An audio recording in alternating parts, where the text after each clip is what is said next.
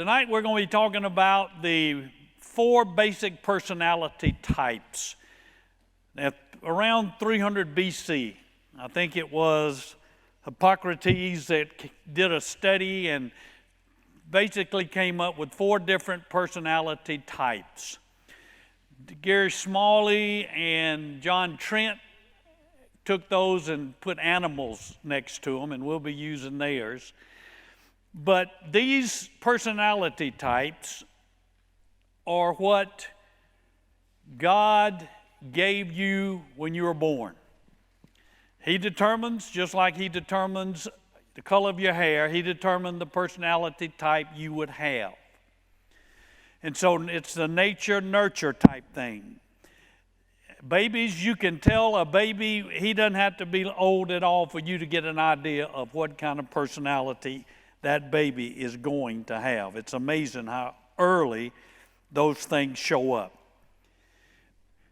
Now, it's important for us to understand the different personalities that our mates have and that we have, because we tend to see everything from our personality, and we think other people see things the way we do, and they don't.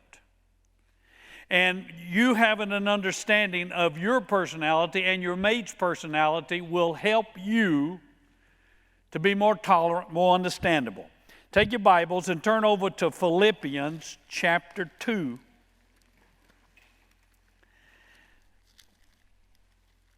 In Philippians chapter 2, I want us just to look at verses 3 and 4 for a moment. And I'm just giving you a biblical basis for why it's important that we understand each other, and particularly our spouses. You can use this to help you understand your children and why the way they are, and why you need to parent them. You don't parent all your children the same way. When the scripture says, bring up a child in the way he should go, and when he is old, he will not depart from it. Now that really in the Hebrew says, bring up a child according to his bent. And then when he is old, he'll not depart from it. Children have these different personality types, and you don't raise all your children exactly the same. You have to raise them according to their particular bent, and I'll say a word about that as we get into it. But this will apply to people at work, but your marriage is what we're particularly looking at. Philippians 2, look in verses 3 and 4. Do nothing from selfishness or empty conceit, but with humility of mind, regard one another as more important than yourselves. Do not merely look out for your own personal interests, but also for the interest of others. All right, we're not to be selfish. When you only think about your personality type and doing everything according to your personality type, you're being selfish. You need to take into account your spouse's personality type and what's going on with them and how they're seeing things. And this will help us to put their interest above our own. Now look over in Colossians chapter 3, just a little bit more to the right, in verse 12. The verse that we looked at last night.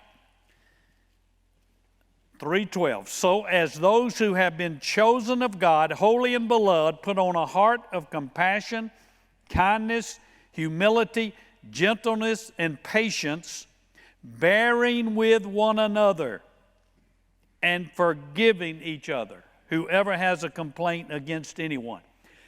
You will be better able to bear with your spouse when you understand why they do what they do.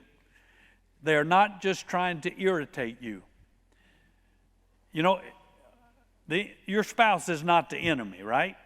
What does the Bible say? We fight not against flesh and blood, right? But against principality and powers and world forces of this darkness. Look, I tell Terry, I said, look, I am not the enemy. And she'll say, well, if you're not, why does it feel so much like you are, right? All right, that's how the devil can do things, right? But remember, the enemy is the devil. He's the one trying to destroy your marriage. But you can better bear and forbear, and if you understand where they are coming from, and it's their bent, it's their nature. Now, one more verse over in 1 Peter chapter 3. Paul is addressing this to men when he says in verse 7, you husbands in the same way live with your wives in a understanding way. Man. As with someone weaker, since she's a woman, and show her honor as a fellow heir of the grace of life, so that your prayers will not be hindered. Now, as weaker, I think he's talking about physically weaker. I think there are very few cases where the woman is stronger than the man in the marriage physically.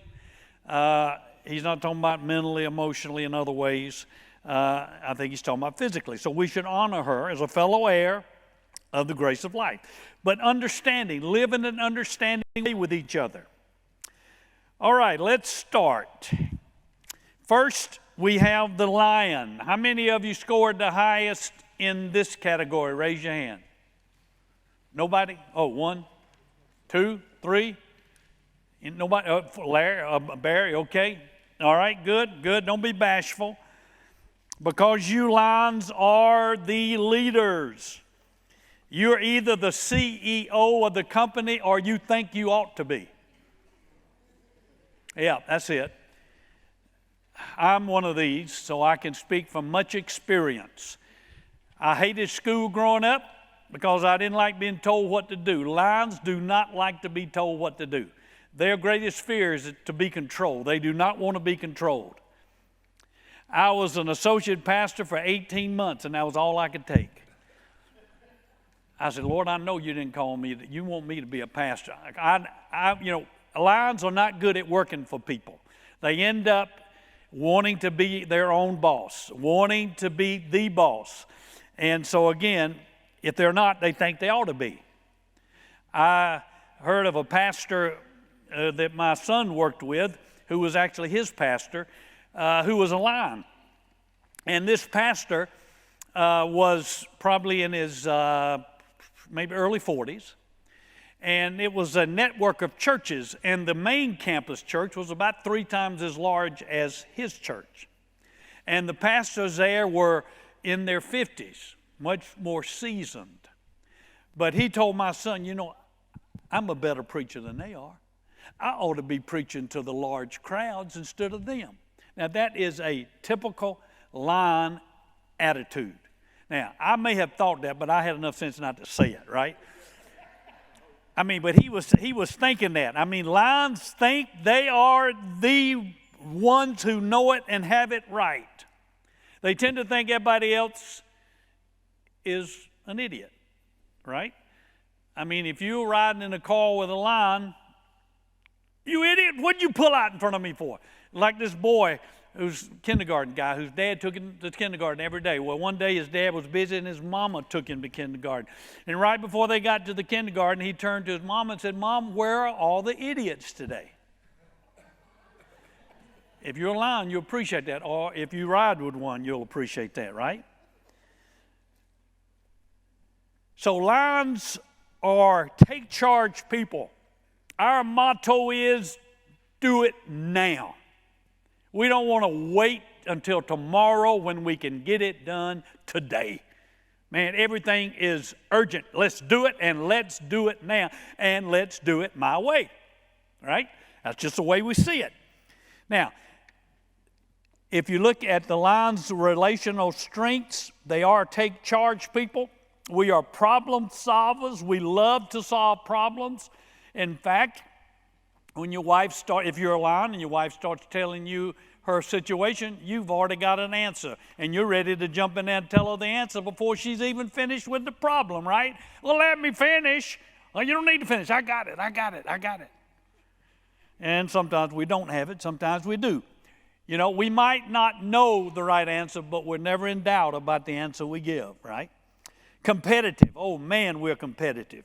All you got to do is tell us we cannot do something, and buddy, we are going to show you we can do it.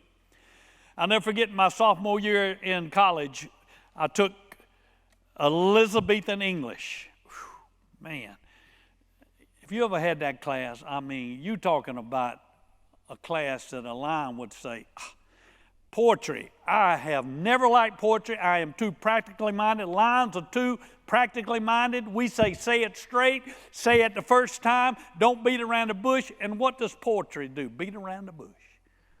And I'm thinking, why can't he just come out and say what he's trying to say? Why does he do all this imagery? Well, the teacher said at the beginning of the semester, she said, I want to tell you, I don't give out A's. I don't think anybody in this class is going to make an A. And you know what I was sitting there thinking? I'm going to be one. I'm going to make that A, and I did. But just that challenge, man, Lions, you tell them they can't do something, and they will break their necks trying. We enjoy change. Man, I don't like doing the same thing all the time. I used to have a 25-minute commute from my church to my home. I had 5 different ways I could go, and I would change the way I went. Now, there are certain personality types I'm going to talk about in a moment that would think, why in the world would you want to go a different way? Go the same way every time. Why go different, right? I don't like change. Lions love change. We're also confrontational. You know, I got to admit, I sometimes like a good fight, right? I mean, let's get it. Let's go at it. You know, lions will confront. Now, let me tell you, they appreciate it when you confront them. They want you to be straight. And you're thinking, man, they just bulldozing over me. Well, you just got to stand up to them and say, look, you are trying to control this situation. You are running the show when nobody appointed you to be the chief of the show. You just got to be straight. And they appreciate that. They appreciate somebody that speaks their mind. Somebody made a joke and accused me of being Mr. Nuance. He said, you wouldn't know a nuance if it hit you in the face. And I wouldn't, because I don't believe in speaking in nuances, right? Say what you're going to say it straight. But some people can't take it straight. And that was one of the, when I first got out of seminary, I was planning on being a Christian counselor. But you couldn't go on and get your doctorate until you'd been out a couple of years in ministry. So I was in ministry, and I was doing some counseling, and I made the mistake a few times of seeing the person's problem and immediately confronting them with it. Well, they wasn't ready to be confronted with the problem at that point. I should have given them a little more time. You see, the level of confrontation has got to be equal with the level of relationship. Okay? If you know somebody well, you can confront them on deep issues. But you have to earn the right to be heard. But lions tend to see the situation, we see what we think needs to be done, and we just want to say it. You know, you just need to quit whining so much. You just need to get up and get to it. You know, a lion likes to say, look, you made your bed, now you got to lie in it, right? I mean, you knew when you did that what the consequences were going to be because I told you, and now you want to whine because you did what you knew you shouldn't have done. So we tend to be confrontational. Now, their strengths out of balance. We can be too direct and impatient. I told you about my impatience last night. Yes. Lions say, get it done and get it done now. Why are we waiting, y'all? Man, I get so bent out of shape at board meetings when I'm not the chairman of the board. Because usually the chairman won't get this thing moving. I was a member of a board for a number of years. And I'm not going to tell you the organization, but it was, the chairman was a lady, and women tend to be relational. And, you know, they like to visit. Now, my idea of a board meeting is get in, get the business done, get home. You know, a lion is task-oriented. Let's get the job done. You know, people, yeah, they're fine, but I want to get the job done and get home, right? I got things to do. We're always thinking of the next thing. You know, when we sit down, we're sitting down, resting, getting ready to do the next thing. I know what I'm going to do the day before it happens. I know what I'm going to do that day. I never sit around and think, what am I going to do now? Lions have things planned already, and they go on vacation, and they got to do boom, boom, boom, boom. They said, man, why do one thing when we can do 10 things? A lion gets in the car, and he says, we are headed for Daytona Beach, and we are not stopping until we get there. Dad, I got to go to the bathroom. Can't you hold a little longer? Dad, I got to go to the bathroom. Here's a jar, son. Keep going. Our mission is to get there, right? Now, let's just bump into the otter here for a moment, number 2. The otter says, oh, no, we want to make it an event. We want to make it a fun time. They got gifts for the kids as you're going down the road, little bags. Here, kids, have these, have that. Oh, let's stop and have a picnic lunch. And the husband, the lion says, a lunch? We have spent an hour there. We need to be getting to the place. Well, why? What are we going to do when we get there? Well, I don't know, but we need to get there. That's a goal. Let's go. Let's don't stop and eat lunch. You see, the otter is the fun-loving person in the group. The otter is a very charming person. How many of you came up the highest on the otter? Oh, few? Oh, I thought you were highest on lion. Both of them. Okay, high on both of them. Now, you usually do have 2 things that you're higher on. Okay? So there's usually 2 things that you're higher on. Now, the lion otter, those being high on both of those is not an uncommon thing. Now, the golden retriever, that is in the line of the opposites. Okay? The otter and the beaver are opposites. So you don't usually find somebody that's high on beaver and otter or somebody that's high on golden retriever and lion. You'll have a golden retriever beaver, or you may have a lion beaver, but you probably won't have an otter beaver because they're opposites. Now, what do we say about opposites? They do what? Attract. It's not uncommon, but anyway, let's get in with the otter, and then we'll get to particulars. Otters are motivators. Man, they are good salesmen. They will sell a refrigerator to an Eskimo. They can sell. They are motivational. They know what to say to get you fired up. Man, they just know how to get people going. They are tremendous at being visionaries. Man, they dream big dreams. They have big visions, and they can get people to go along with them. I mean, it's amazing how charming they are. Now, if you have an otter child, he's going to charm his way out of a lot of disciplined situations. Man, and a lot of babies, meaning the last child, it seems to be otters, you know. And what does the older son, who's a beaver, say? You spanked me for that, and you let him get by with it. And you just smile and say, but he's so cute. All right, here's the danger with otters. They can manipulate themselves out of situations and they don't have to face the consequences.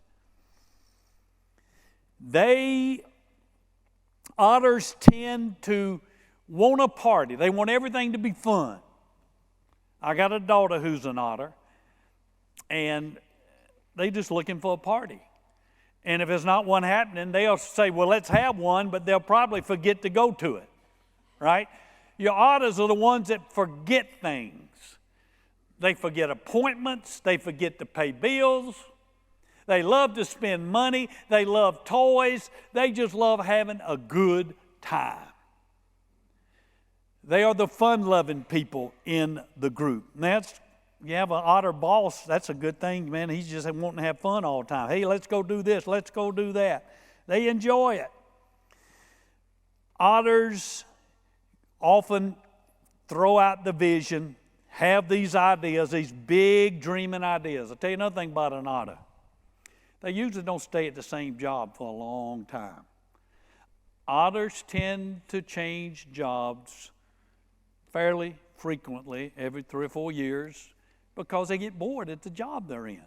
I mean, they just want excitement. They just don't like to be constricted. Rules to otters are suggestions, okay? You give an otter child a rule and they think, well, that's just a suggestion. I don't really have to do that. They don't, I can just, if I want to do it. So if you've got an otter child, you've got to make them be responsible because their bent is to not be responsible. An otter child will wait until the night before the report is due to start working on it. Or they'll forget it's even due and then say, oh, I forgot. The dog ate it. So what you have to do is, I had one and she came to me one time and said, Dad, you know this report's due tomorrow. Can you help me? I said, no, ma'am. You knew it was due. You have got to face the music. You either get it done or you're going to take the consequences, right? You got to do that to otters as much as, and they'll cry. Ooh, you catch them, you're a little kid, you catch an otter doing wrong, and oh, daddy, they'll start crying before you even begin to discipline them.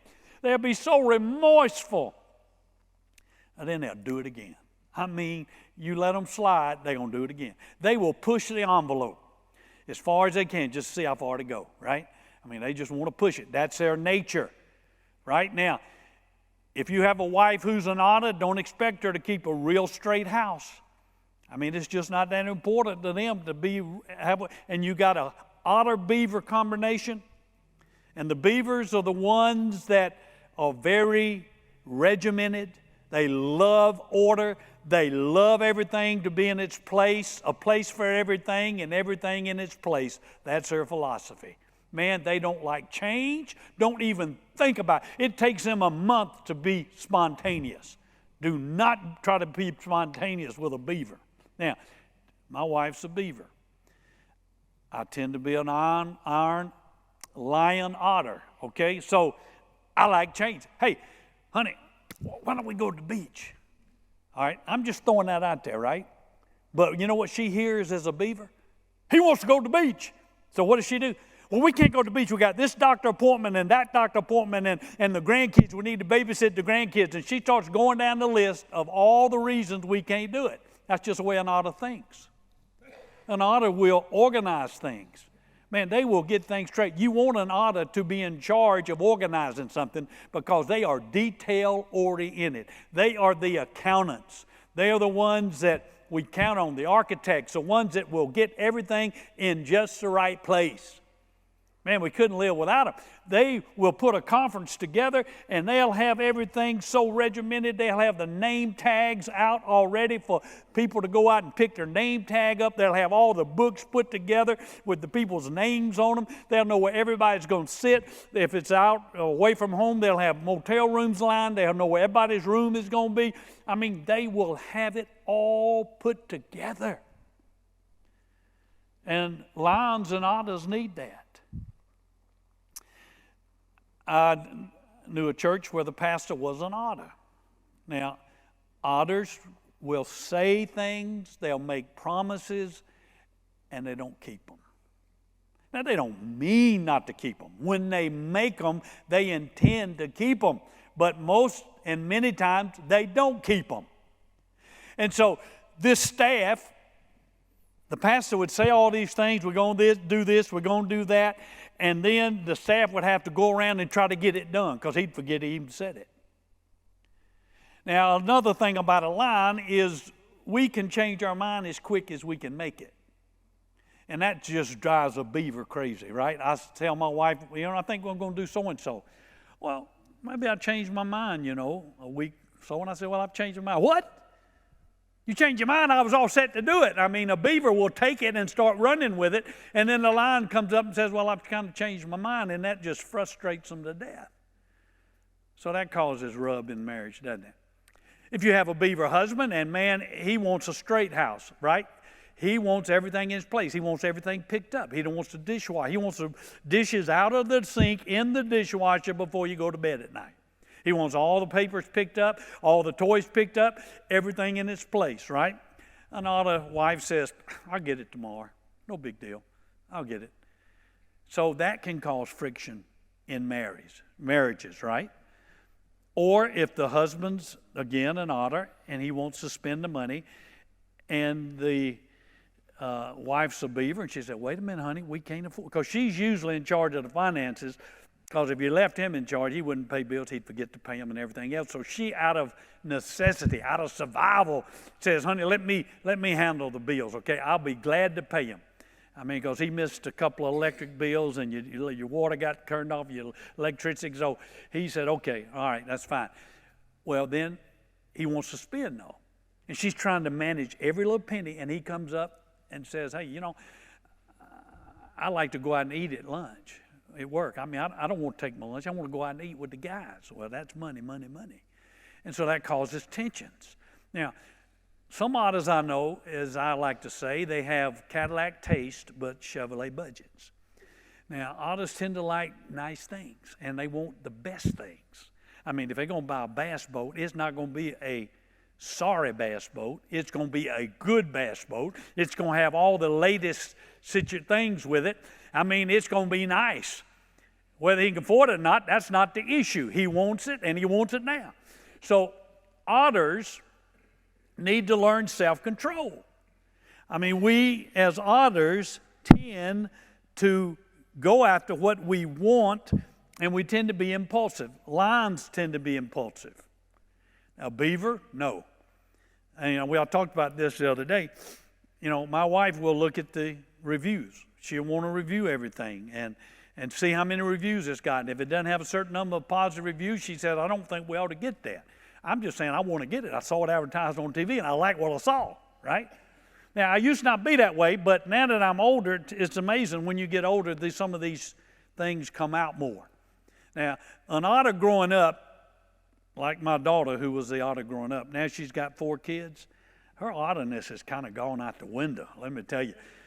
You know, I mean, she's got some beaver coming out, but when she gets old and those kids get away, I guarantee that otter's going to come back. You know, when you have a lot of responsibility, you have to do what you have to do, but when you tend, things kind of loosen up, that old part of you comes out again. Hey, man, the kids are gone. Let's go travel. Now, of the 4 personality types, and I hadn't talked about the golden retriever yet, but the golden retriever is the sensitive one. They're the caring ones. They're the ones that don't want to hurt anybody's feelings. They're the ones that are concerned about, I can't believe, I would never say that to them. And a lion thinking, well, why not? I mean, it's true and they need it. I would never say that. Otters feel so deeply. They get their feelings hurt so easily and so deeply. Now, you know, 64% of the marriages in America are between a lion and a golden retriever. Can you see the potential problems with this thing? Can you see that? When a lion gets under pressure, he wants to be dictatorial. When things would start going awry or sideways at church, I wanted to just step up, take control, and get it right. I wanted to just barge through everybody. A committee might be responsible for it, but my first tendency was to say, committee, get lost. I'm going to take over and get this thing straight. Now, I would have to fight that urge because I know it was not the right thing to do. I need to empower the committee. I need to talk to them, but that would be my tendency. That would be my first response. When an otter gets under pressure, you know what he does? He verbally attacks. If you're married to an otter, don't be surprised when they get under pressure, boy, they just start a bombard of words. It just starts flying out. Bah, bah, bah, bah, bah, bah, bah. And you get an otter child and an otter parent together, and man, they start just going at each other verbally, right? So an otter has to learn how to control his mouth and not just blow off because, again, a golden retriever takes it to heart. Now, a lion and an otter can get mad and blow off steam, and too often it's a golden retriever that's at the receiving end, and you know what? They don't slough it off. It hurts. It hurts deeply. You get a golden retriever child, and you got, again, a lion or an otter parent, and that dad comes down on that kid, your words can cut into their soul like nothing else. Men, we got to be careful. You know, the Bible says, as iron sharpens iron, so one man sharpens another. It doesn't say as iron sharpens iron, so one man sharpens a woman or whatever. Men can say things to each other that we should not say to our wife or to another woman. I mean, it's just the nature of our being. And so, if you have a golden retriever in your home, be it a child or a spouse, you got to be sensitive. And if you're a lion, you got to work at being sensitive. You got to realize what you do can hurt their feelings, and you don't say, Why did that hurt your feelings? There is absolutely no reason that should have hurt your feelings. You're just too sensitive. No, that's not what you say, guys. That is not going to help your marriage. They are sensitive. That's the way they were made. And so you have to say, man, I'm sorry. I didn't realize I was being that harsh. I mean, forgive me, please. I didn't realize it. And, you got to be sensitive to them. Now, as a lion, I try to be more tender. I try to be more kind. But even when I try, my wife says it's still coming across as wanting to take over, right? So if you're a lion, man, we got to really work at trying to be softer, speak softer, because we can just come in and be loud. Lions and otters are loud people. I mean, an otter will laugh so loud it'll fill this room up. I mean, they're getting the gusto out of life. Man, I want to get the gusto while it's out. Man, I'm going to enjoy this situation. I'm going to get the most out of it I can get. And then a beaver's sitting over there thinking, oh, man, you're so loud. It's hurting my ears. What's he carrying on like that for? You see, beavers, and again, those are the very logical-minded ones, the people that want to figure everything out, the people that want to plan everything out. They know where you're going to stop to go to the bathroom. They know where you're going to stop to get gas on a trip. They got it all planned out, and they love this. This gives them security. Routine is a beaver's best friend. They love it. Now, change they hate.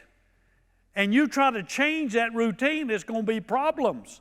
And if you're a lion or an otter, you want variety. So you say, we're going down the road, like I told you. And I love to go different ways. When my wife's a beaver, so what does she want to do? Go the same way every time. Why do we need to go a different way? I'm just bored of going this way. Well, do you know where you're going? Well, I think I do. I think I know how to get there. Are you lost? No, I'm not lost. I just don't know exactly where I am. Now, there's a difference, isn't it? If you don't know where you are, you know you can find your way back. If you're lost, you don't even have an idea how to get where you are. Okay, so I want to go a different way.